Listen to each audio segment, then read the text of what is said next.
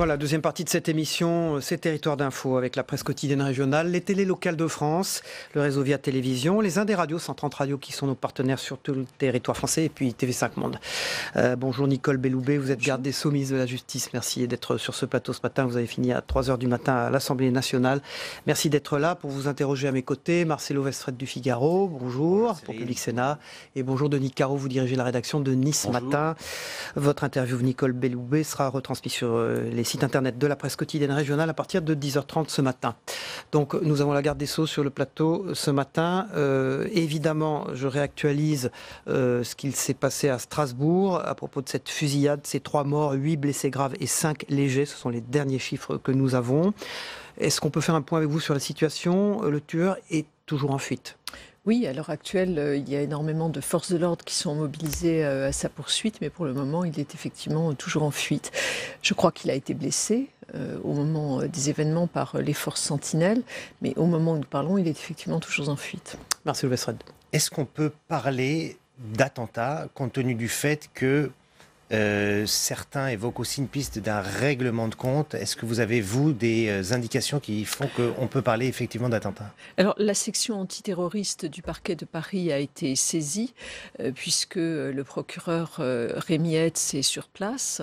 Et donc, à partir du moment où la section du parquet de Paris antiterroriste a été saisie, on peut effectivement parler d'attentat. On est passé hier soir, Christophe Castaner l'a annoncé en urgence attentat. Qu'est-ce que ça change concrètement? Ça permet de déployer un certain nombre de mesures. C'est le cas notamment pour des contrôles d'identité qui seront renforcés dans un certain nombre de lieux. Et puis c'est également le cas pour une surveillance renforcée des marchés de Noël qui se déroulent partout en France pour éviter un éventuel mimétisme. Donc ce sont des mesures déployées de manière plus renforcée. Est-ce que est-ce que vous êtes partisane de rétablir l'état d'urgence pour essayer d'être à la hauteur des événements dans une période très compliquée comme celle qu'on vit actuellement? Je pense que nous pouvons être à la hauteur des événements sans pour autant déclencher l'état d'urgence.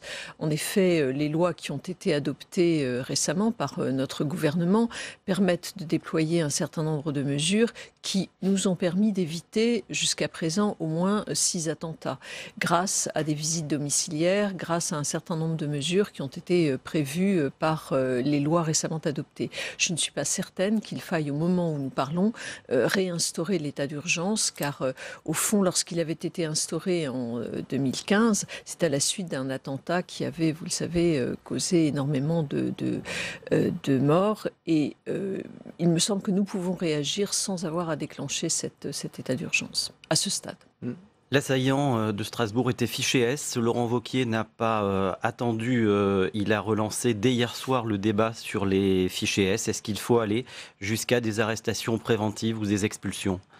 Alors vous savez, on a déjà eu l'occasion de l'expliquer, le fichier S qui comprend plusieurs milliers de personnes est un fichier qui nous permet de suivre des individus en termes de renseignements. Autrement dit, de savoir là où ils se trouvent, là où ils passent et d'avoir un certain nombre de renseignements. Pour autant, les gens qui sont sur ce fichier S ne sont pas tous susceptibles de commettre des attentats, loin de là. Et donc je pense que ce serait évidemment une mesure qui serait complètement disproportionnée par rapport à la situation que nous avons à vivre. Et qu'est-ce que vous inspire le timing de ce tweet, puisque Laurent Wauquiez, donc le patron des Républicains, a tweeté alors que les faits venaient de se produire et que l'assaillant, vous venez de le rappeler, est toujours en fuite? Moi, je ne suis pas dans la glose ou le commentaire des actes de M. Wauquiez. Nous sommes actuellement, avec le gouvernement, concentrés sur la situation que nous vivons, concentrés sur le soutien aux forces de l'ordre, sur l'écoute des victimes également, puisque avec tout le gouvernement, nous avons évidemment été très choqués. Nous sommes vraiment très, très concentrés sur ce soutien aux populations de Strasbourg et le soutien aux victimes. Et donc, il y a toute une série de faits qui ont été mis en place. Je pense notamment à la cellule interministérielle d'aide aux victimes. Il y a eu une cellule de crise hier, vous l'avez vu, à Beauvau. Donc, on est plutôt concentré sur l'action que sur le commentaire. Nicole Belloubet, il y a quelques minutes, vous venez de qualifier donc d'attentat la fusillade de Strasbourg. Est-ce qu'on peut craindre d'autres d'autres problèmes. Il y a beaucoup de marchés de Noël. Les Français se posent la question partout, à Bordeaux, à Lyon, partout. C'est la raison pour laquelle, je vous l'ai dit à l'instant, l'état d'urgence attentat qui a été déployé nous permet d'assurer de manière plus effective et plus efficace des contrôles d'identité, y compris sur l'ensemble des marchés de Noël de France. Vous pouvez nous confirmer d'ailleurs qu'un conseil de défense vient d'être convoqué qui se tiendra juste après le conseil des ministres. Absolument. Auquel vous participerez. Oui, je vous le confirme, il y a un conseil de défense qui sera convoqué à midi aujourd'hui. Plus de forces de sécurité, parce qu'on disait depuis quelques temps déjà qu'à cause de la crise des Gilets jaunes, les forces de sécurité étaient fatiguées, à bout, à l'os. Vous savez, sur les marchés de Noël, il y a d'une part les forces de sécurité qui effectivement pourront être déployées. Il y a aussi les opérations Sentinelles qui viennent apporter... Donc l'armée. Oui, l'armée, qui vient apporter un renfort, un appui certain. Et donc, évidemment, tout cela méritera d'être déployé auprès des marchés de Noël. Denis Caro. Lors des manifestations des Gilets jaunes, et notamment samedi dernier, il y a eu énormément d'arrestations et finalement assez peu de condamnations. Est-ce que la police n'a pas eu la main un petit peu lourde et est-ce qu'on n'a pas fait des arrestations préventives ? Alors, c'est un terme dont j'ai eu l'occasion de dire que je le réfutais. Ce ne sont pas des interpellations préventive. À chaque fois qu'il y a eu des interpellations, c'est parce qu'il y avait des faits avérés qui pouvaient être retenus à l'encontre des personnes qui avaient été interpellées. Deux faits, par exemple, différents. D'une part, lorsque nous avons, pendant la semaine qui a précédé la manifestation de samedi, pu repérer des personnes qui, sur Internet, déployaient des appels à manifestation qui, n'ayant pas été déclarés, étaient illicites, nous avons effectivement pu les interpeller parce qu'il y a appel à une manifestation illicite. De la même manière, et c'est un autre cas, avant les manifestations de samedi, les procureurs de la République avaient délimiter des zones sur lesquelles des contrôles d'identité pouvaient avoir lieu. À l'occasion de ces contrôles d'identité, nous avons pu interpeller des personnes qui effectivement se rendaient à la manifestation en transportant avec elles des marteaux, des boules de pétanque, etc. C'est une curieuse manière d'aller manifester. Et donc, nous avons considéré qu'il y avait là un risque d'atteinte à l'ordre public, de dégradation des biens, et nous les avons arrêtés. Donc ce n'est pas des interpellations préventives, il y a eu des infractions pour lesquelles des interpellations ont eu lieu. Mais évidemment, la gravité de ces interpellations a entraîné une réponse, comme c'est tout à fait normal de la part de la justice, une réponse adaptée, nuancée, individualisée. Nicole Belloubet, dans ce contexte où les forces de l'ordre sont sur le qui-vive, est-ce que vous demandez aux Gilets jaunes ce matin d'arrêter leur mouvement et d'arrêter en tout cas de manifester ? Si vous voulez, je crois qu'il y a eu, d'une part, il y a cet événement qui est dramatique et auquel la nation est évidemment, sur lequel nous sommes très concentrés, et d'autre part, vis-à-vis de la question des Gilets jaunes, il y a eu des réponses apportées par le président de la République. Ces réponses-là, en termes de pouvoir d'achat, en termes qui viennent d'ailleurs s'ajouter à des réponses que le Premier ministre avait lui-même présentées quelques jours auparavant, me semblent former un tout cohérent qui apporte une vraie réponse en termes par rapport aux revendications des Gilets jaunes. Moi, j'ai eu l'occasion de dire qu'il me semblait qu'il y avait 3 revendications des Gilets jaunes en termes de pouvoir d'achat, en termes de justice sociale, en termes de représentativité. Il me semble que des réponses sont apportées. Oui, je pense que le mouvement doit cesser. Alors, pardon, mais on va revenir un tout petit peu sur Strasbourg parce qu'on apprend que l'assaillant, le fugitif radicalisé, fiché S, s'est radicalisé en prison. C'est finalement un cas assez classique. Qu'est-ce qu'on peut faire qu'est-ce que vous avez d'ailleurs comme information sur son parcours criminel et qu'est-ce qu'on peut faire pour éviter que la prison soit une école de l'islamisme ? Alors d'une part, c'est quelqu'un qui a été condamné à de nombreuses reprises pour des faits de droit commun et il a effectué en France 2 peines de prison de 2 ans chacune qu'il avait purgées. Je crois qu'il est sorti en 2015. Braquage de banque, dit-on. Oui, oui. Donc il est sorti il y a 3 ans de sa dernière condamnation. Il a, je crois, également été condamné en Allemagne et en Suisse.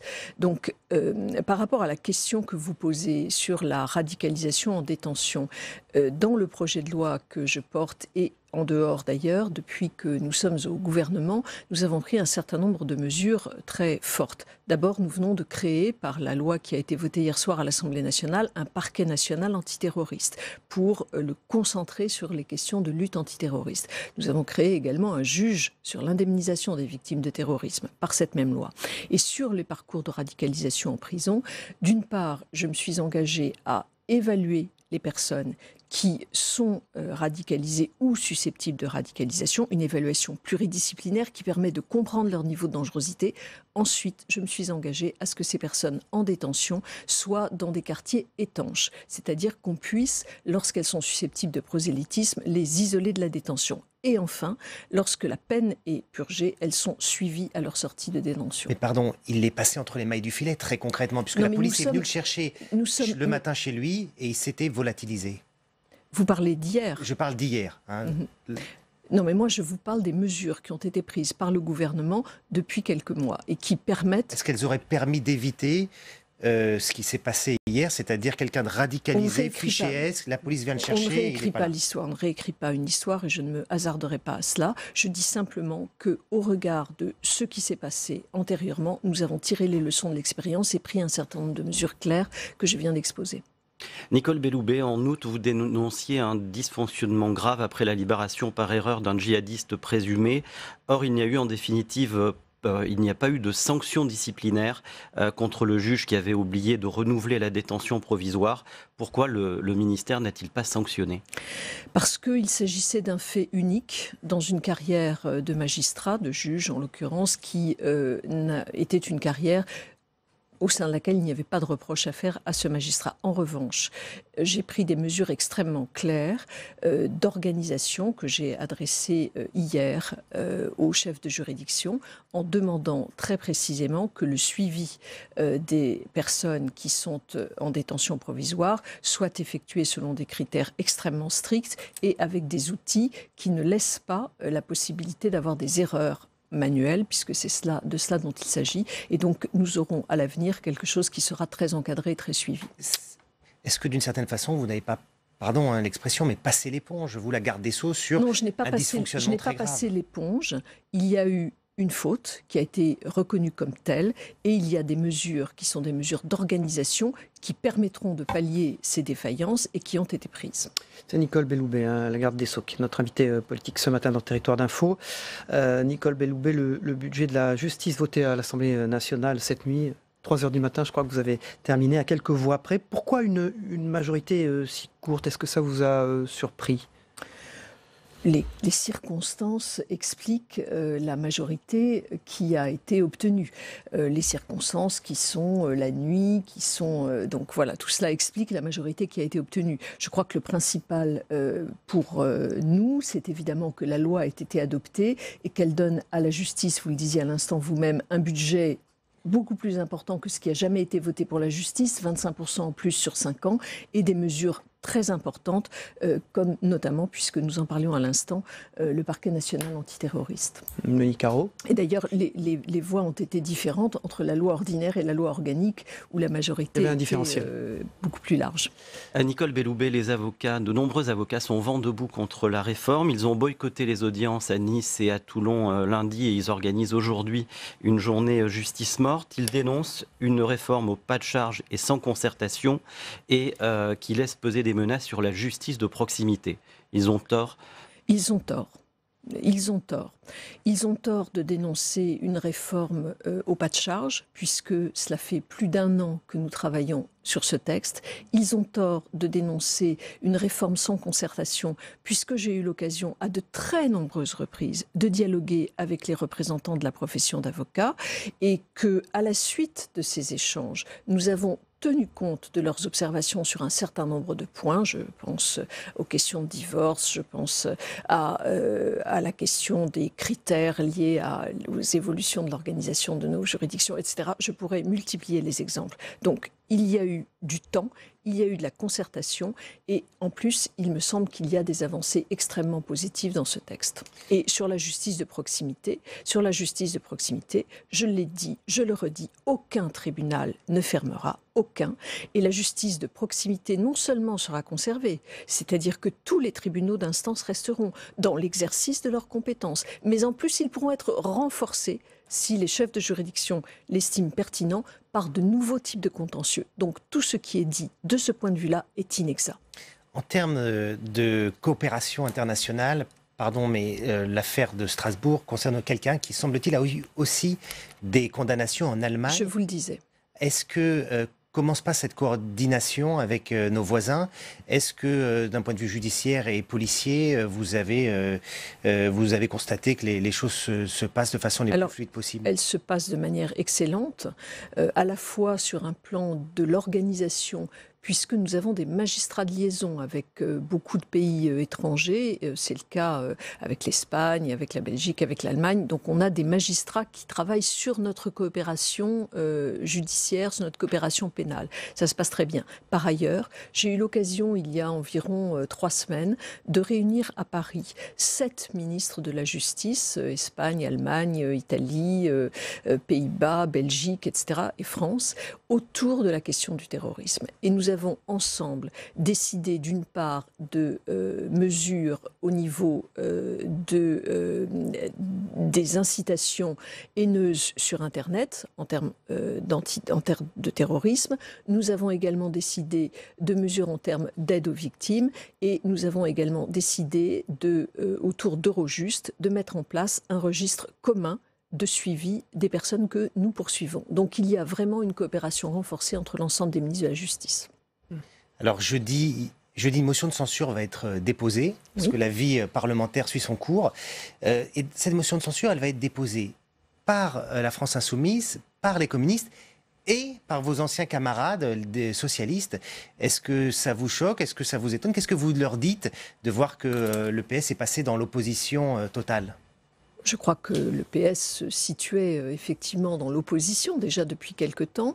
Moi, je trouve que, au regard, puisque la motion de censure, elle a été déposée au regard de la question des gilets jaunes, il me semble que la réponse qui a été apportée par l'exécutif est une réponse qui, je le disais tout à l'heure, tient compte à la fois des exigences de justice sociale, tient compte des exigences de pouvoir d'achat et tient compte, dans la perspective du dialogue qui va être conduit, des questions de représentation et donc de la nation, de l'unité de la nation. Je crois que ce sont des valeurs qui sont portées par les socialistes. Et donc, effectivement, on peut s'étonner qu'ils rejoignent cette motion de censure. Nicole Belloubet, les premiers pas de votre collègue à l'intérieur, Christophe Castaner, ont été critiqués, notamment à propos de la gestion de l'acte 3 des Gilets jaunes. Vous avez quel jugement, vous, sur ces premiers pas au ministère de l'Intérieur? Je ne juge pas mes collègues, je les soutiens, car je pense que la collégialité gouvernementale est tout à fait essentielle si on veut avancer. Ça marche bien, la coopération avec... Ça marche très bien, et je crois que c'est essentiel. Je ne suis pas du tout dans la bisbille. Moi, je suis la garante de l'état de droit, que mes collègues respectent, mais il me semble que pour les Français, nous devons travailler main dans la main. Merci Nicole Belloubet d'être venue sur ce plateau ce matin. Vous avez terminé à 3h du matin à l'Assemblée nationale pour le vote de cette loi, donc de ce budget de la justice. Merci Marcelo Westfred, merci Denis Caro. On passe au débrief de l'actualité dans un instant. Merci.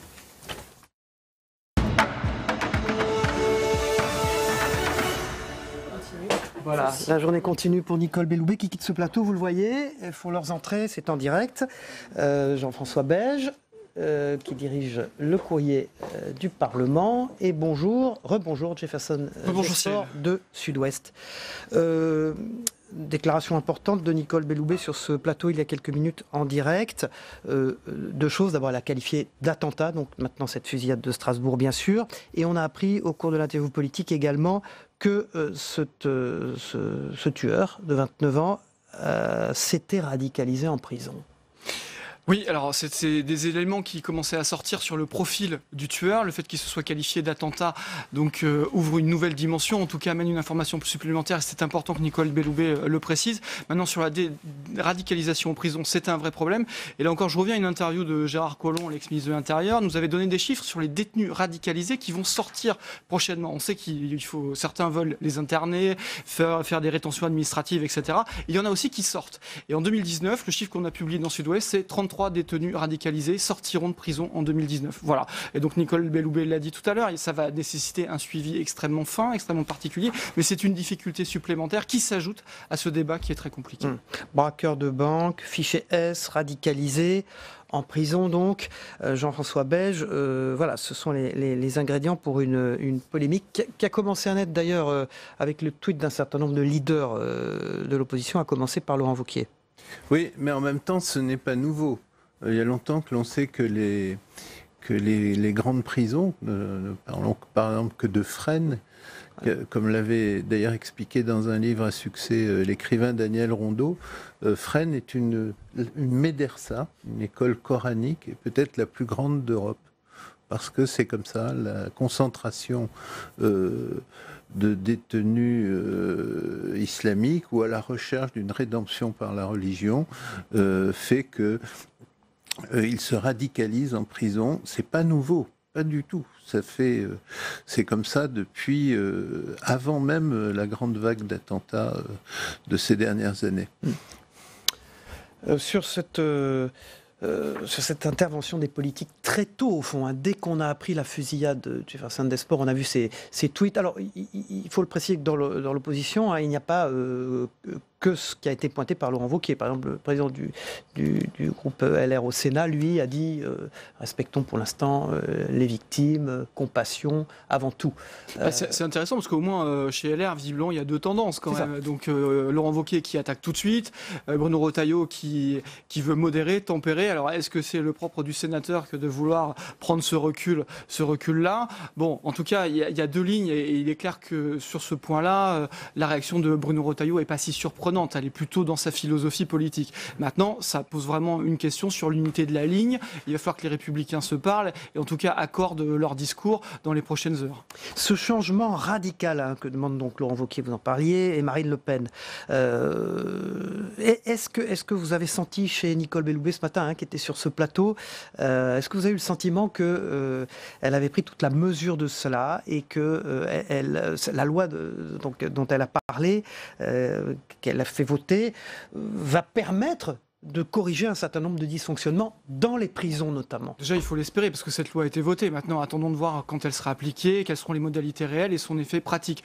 Maintenant, Nicole Belloubet était clairement dans son rôle. Elle l'a dit, je ne suis ni dans la glose ni dans le commentaire. On ne peut pas attendre autre chose d'une garde des Sceaux au moment où on se parle. Donc, il est évident qu'elle va rester sur du factuel. Et elle nous a donné cette information. C'est donc un attentat. Oui. On peut parler d'un attentat. Donc ça, c'est important. C'est-à-dire qu'elle a quand même des retours. Mais vous avez vu sur ces fichiers, elle a réitéré que ce n'étaient pas forcément des gens qui étaient radicalisés, oui, parce que le terroristes. Principe, alors, et il faut rappeler aussi une chose, c'est que d'un point de vue de la sécurité, les fichiers S ont une utilité. Alors ça va peut-être faire bondir beaucoup de gens, mais quand vous discutez avec des professionnels de la sécurité, ils vont vous dire que les fichiers S, ça permet de faire du renseignement. Ça veut dire qu'on peut identifier des contacts, remonter des filières. Et là encore, mais on rentre là dans une mécanique qui peut... Mais est-ce qu'il ne faut pas le fractionner? C'est ça ma question, Jean-François Beige. Est-ce qu'on sait dans les fichiers S ceux qui sont radicalisés, ceux qui ne le sont pas, visiblement? Mais ce que l'on voit bien dans cette affaire, c'est que cet homme n'était pas passé entre les mailles du filet. Il était repéré puisque c'est en allant l'interpeller le matin qu'on a déclenché. C'était quelqu'un qui était connu des services de police.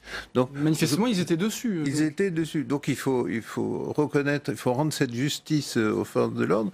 C'est qu'ils font leur travail. Ça ne doit pas être facile de repérer des gilets S, etc. Après, les conséquences des actes, ça doit échapper évidemment à la police. Elle ne peut pas les enfermer, les mettre en cage, les surveiller, les enfermer. C'est pas possible. Alors, on peut peut-être observer une chose, c'est que le bras droit de Christophe Castaner, le ministre de l'Intérieur, c'est Laurent Nunez, c'est l'ancien patron de la DGIC, qui était chargé du renseignement et de la lutte antiterroriste. Donc voilà, ce binôme avait été aussi constitué dans cet esprit-là. Alors il y a le plan Vigipirate qui est mis en place avec l'armée qui va contribuer donc aussi à la surveillance et à la sécurisation des autres marchés de Noël, le plan Sentinelle.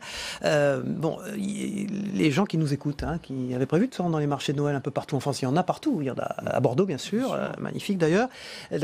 Voilà, il y a quand même aujourd'hui une question qui se pose. Et depuis les attentats, même économiquement, on vit avec cette pression-là. De toute façon, chaque manifestation aujourd'hui, il y a une dimension sécuritaire qui est posée. Là, on monte d'un cran parce qu'on est dans l'événement à ce moment-là. Maintenant, l'opération Sentinelle, c'est très important parce que vous avez aussi des réservistes qui sont dedans. C'est la garde nationale qui comprend tous les réservistes des armées.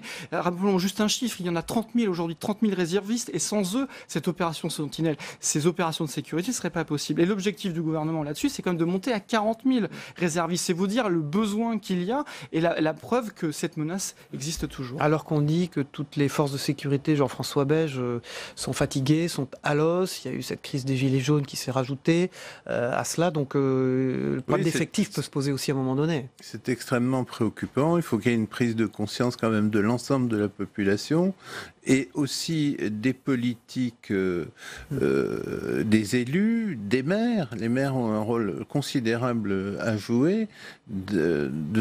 On a intérêt à faire tomber un peu la pression, à jouer l'apaisement, parce qu'il y a des menaces diffuses, complexes, très difficiles à saisir par les seules forces de l'ordre. Il faut que la population s'en mêle aussi. Alors, entre la crise des Gilets jaunes,